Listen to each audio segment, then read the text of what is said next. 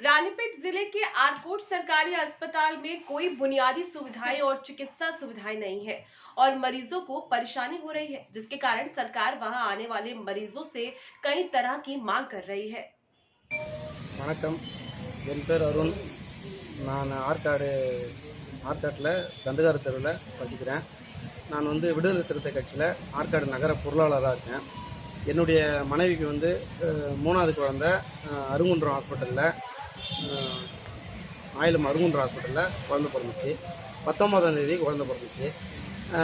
குடும்ப கட்டுப்பாடு ஆப்ரேஷன் பண்ணணும்னு சொல்லிட்டு அங்கே அந்த வசதி இல்லை அப்படின்னு சொல்லி புதுப்பாடிக்கு அனுப்புகிறேன்னு சொன்னாங்க. புதுப்பாடி வேணாம், எங்களுக்கு ஆற்காடு எங்கள் ஊர்லேயே நான் பண்ணிக்கிறேன், எங்கள் ஊர் ஹாஸ்பிட்டலே நாங்கள் பண்ணிக்கிறேன், எனக்கு சௌகரியமாக இருக்கும் போக்குவரத்துக்கு போய் வரதுக்குன்னு சொல்லி எழுதி 19ஆம் தேதி அங்கே குழந்தை பிறந்து 21ஆம் தேதி இந்த ஹாஸ்பிட்டலில் அட்மிட் பண்ணேன்.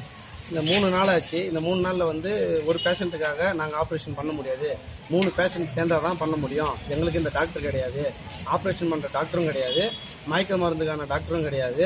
இந்த 2 டாக்டரும் வெளியில தான் வர வைக்கிறோம், காசு கொடுத்து தான் வர வைக்கிறோம். இந்த டாக்டர் கிடையாது, 8 வருஷமாக இந்த டாக்டர் கிடையாதுன்னு தான் சொல்கிறாங்க. இங்கே இது 7வது நாளில் இந்த குடும்ப கட்டுப்பாடு ஆப்ரேஷன் 7வது நாள் பண்ணணும்னு சொல்கிறாங்க.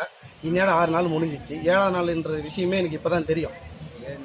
7 நாளுக்குள்ளே பண்ணுன்ற விஷயம் இப்போ தான் தெரியும். டாக்டர் போய் கேட்டால் நர்ஸு சொல்லுவாங்க, நர்ஸை கேட்டால் டாக்டர் சொல்லுவாங்க. இந்த டாக்டர் கிடையாதுன்னு இந்த விஷயத்தை இப்போ சொல்லி வாலாஜி ஹாஸ்பிட்டலுக்கு எழுதி கொடுக்குறாங்க. இப்போ தான் இந்த எழுதி வாலாஜி ஹாஸ்பிட்டலுக்கு எழுதி கொடுக்குறாங்க. அப்போ இந்த அடிப்படை தேவை இந்த ஹாஸ்பிட்டலில் ஒன்றுமே கிடையாது, எழுதி கொடுக்குறாங்க. வாலாஜா போன்னு சொல்கிறாங்க. அப்போ இந்த 3 நாள் இங்கே எதுக்காக எங்களை வெயிட் பண்ணி வச்சாங்க? டாக்டர்ன்ற விஷயத்த இன்னைக்கு சொல்கிறாங்க. அது முத நாளே இந்த டாக்டர் கிடையாது, நீங்கள் 3 பேஷண்ட் வந்தால் தான் எங்களால் பண்ண முடியும்னு சொல்லியிருந்தா நான் அங்கே போயிருப்பேனே. இப்போ எனக்கு 3 நாள் உழைப்பு வேஸ்ட்டு, டைம் வேஸ்ட்டு. இங்கே தண்டமாக இருக்கிறேன். இங்கே ஒரு ஆற்காடு ஒரு தனி தொகுதி, இதுக்கு தனி ஏதோ ஒரு ஆற்காடு இந்த தொகுதியில் ஏதோ ஒரு முக்கில் கிராமத்தில் இருக்கிற மருத்துவமனை கிடையாது. ஆற்காடு தொகுதியில் சட்டமன்ற தொகுதியில் எம்எல்ஏ உட்பட்ட எம்எல்ஏ இருக்கிற இந்த வசிக்கிற இந்த மருத்துவமனை தான் இங்கே வந்திருக்கிறேன். எம்எல்ஏ கல்வியில் உயர்ந்துட்டு இருக்குது. ஓட்டு கேட்கும் போது கல்வி உயர்ந்துச்சு, மருத்துவம் உயர்ந்துச்சுன்னு பல சொல்லி தான் ஓட்டு வாங்குறாரு. எங்கள் ஊர் 23வது வார்டு தான் எம்எல்ஏ, என் வார்டு தான் எம்எல்ஏ.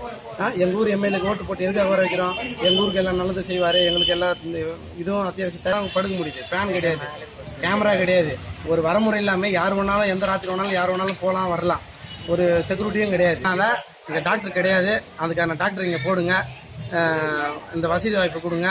எது எத்தாலும் வாலாஜா போனால் இந்த ஆஸ்பத்திரியை சீரமைப்பு பண்ணி மத்திய சுகாதார அமைச்சரும் வராரு, பார்வையிறாரு, எம்எல்ஏ வராரு, பார்வையிறாரு. இங்கே ஒரு மாற்றமும் கிடையாது.